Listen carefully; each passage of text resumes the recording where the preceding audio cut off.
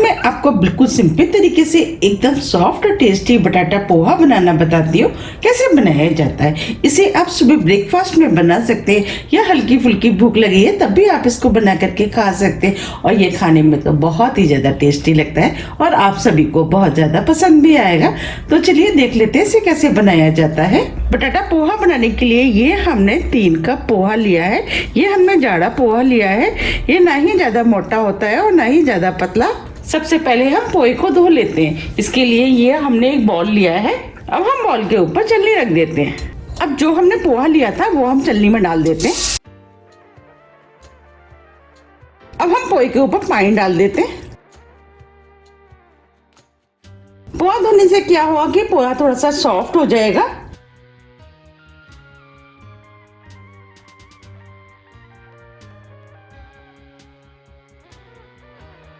ये हमने पोहे को धो लिया है और इसका जितना भी एक्स्ट्रा पानी है वो हम निकाल देते हैं और इस पानी को हम फेंक देते हैं। अब हम चलनी को इस प्लेट के ऊपर रख देते हैं। अब हम पोहे में आधी टीस्पून नमक डाल देते हैं,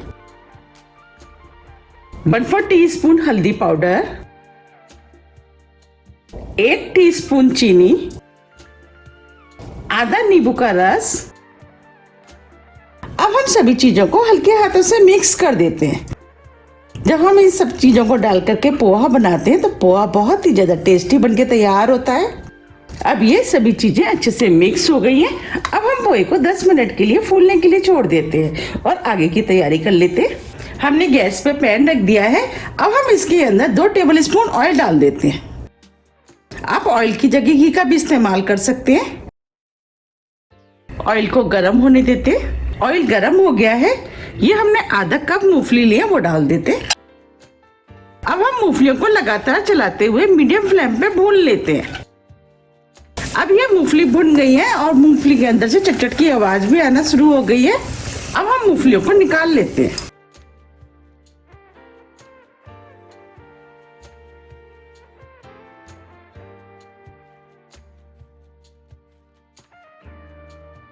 ये हमने सभी मूंगफलियों को निकाल लिया है। अब जो ऑयल बचा है इसी में हम पोहे बना लेते हैं। तो अब हम इसके अंदर आधी टीस्पून राई डाल देते हैं। राई को तड़कने देते हैं। राई तड़कने लगी है। ये हमने आधी टीस्पून जीरा लिया है वो भी डाल देते हैं। 1 चुटकी हींग, इससे फ्लेवर अच्छा आएगा। 2 हरी मिर्च आप अपने टेस्ट के अनुसार थोड़ी सी कम या ज्यादा भी कर सकते हैं। 1 इंच अदरक का टुकड़ा जिस छोटे पीस में काट लिया है वो भी डाल देते हैं। 10 से 12 करी पत्ते और सभी चीजों को हल्का सा भून लेते हैं। अब ये सभी चीजें भुन गई हैं।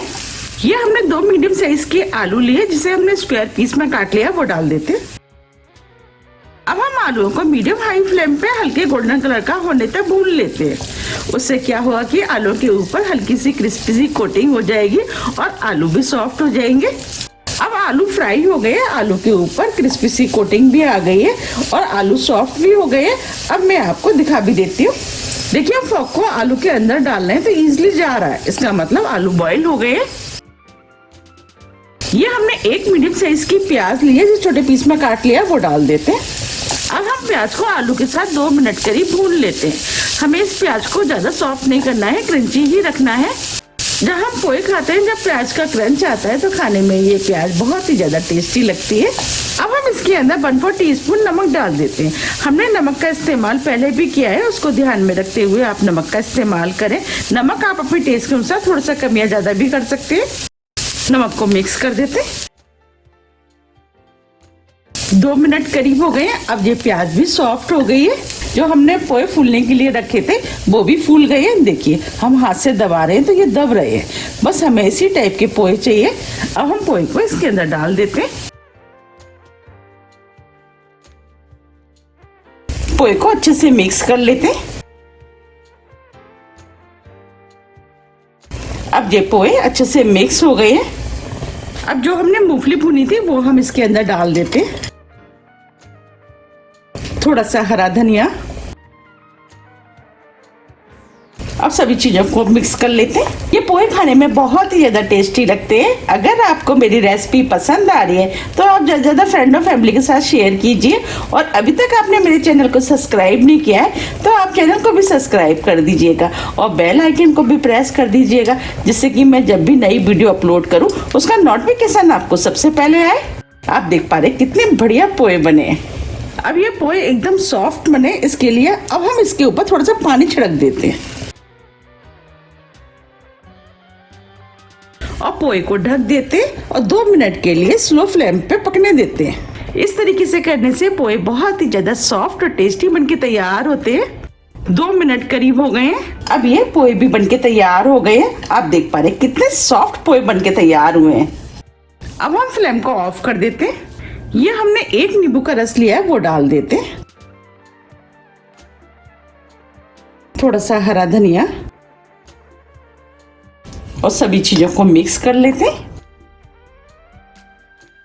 अब ये पोहे बनके तैयार हो गए हैं और पोहे को गर्मा गर्म सर्व कर लेते हैं। आप देख पा रहे हैं कितने सॉफ्ट और टेस्टी बनके तैयार हुए हैं और ये खाने में बहुत ही ज़्यादा टेस्टी लगते हैं। आप भी इनको एक बार जरूर ट्राई कीजिएगा, आपको भी ये बहुत ज़्यादा पसंद आएंगे। देखिए कितने खिले खिले बनके तैयार हुए हैं और एक ही पोहा खिल रहा है। अगर आपको मेरी रेसिपी पसंद आ रही है तो आप ज़्यादा फ्रेंड और फैमिली के साथ शेयर कीजिए और कमेंट्स करके मुझे ये जरूर बताइए कि आप इसे कब बना रहे हैं। मुझे तो ये पोहे सुबह ब्रेकफास्ट में चाय के साथ खाने में तो बहुत ही ज़्यादा टेस्टी लगते हैं, तो मैंने सोचा क्यों ना आज इसकी रेसिपी शेयर की जाए। आप इन पोहे को किसके साथ खाना पसंद करते हैं मुझे कमेंट्स करके जरूर बताइएगा। आप इन पोहे को किसी गेस्ट के आने पर भी बना सकते हैं, उनको भी ये बहुत ज़्यादा पसंद आएंगे। और आप चाहें तो बच्चों के लंच बॉक्स में भी बना करके रख सकते हैं और ये बहुत जल्दी भी बनके तैयार हो जाते हैं।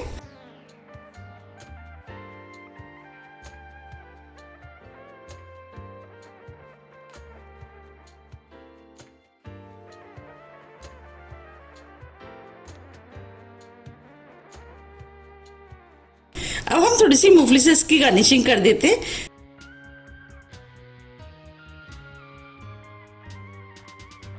अब ये और भी ज्यादा देखने में सुंदर लगे इसके लिए अब हम इसके ऊपर थोड़े से लाइलॉन सेब डाल देते हैं। अगर आपके पास है तो आप डाल सकते हैं, अगर नहीं है तो आपके पास जो भी सेब है आप उसका इस्तेमाल कर सकते हैं। आप चाहें तो बिना सेब के भी इसे खा सकते हैं, ये बिना सेब के भी खाने में टेस्टी लगते हैं। अब हम इसके ऊपर थोड़े से अनार के दाने डाल देते हैं, इसे देखने में तो सुंदर लगेगा और खाने में भी ये बहुत ही ज़्यादा टेस्टी लगता है। जब अनार के दाने मुंह में आते हैं तो ये इसका टेस्ट और भी अधिक बढ़ जाता है। अब हम इसके ऊपर थोड़ा सा हरा धनिया डाल देते हैं।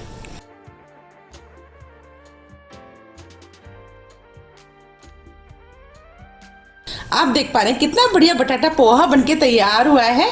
आप मुझे कमेंट्स करके ये जरूर बताइए कि आप इसे कब बना रहे हैं। मेरे बच्चों को तो ये बहुत ही ज्यादा पसंद है, मैं हफ्ते में 1-2 दिन इसको बना ही लेती हूँ। अगर आपको मेरी रेसिपी थोड़ी भी पसंद आती है तो रेसिपी को लाइक कीजिए, चैनल को सब्सक्राइब कीजिए और ज़्यादा से ज़्यादा शेयर कीजिए। अब हम फिर मिलते हैं इसी तरह की टेस्टी रेसिपी के साथ। जब तक के लिए नमस्कार।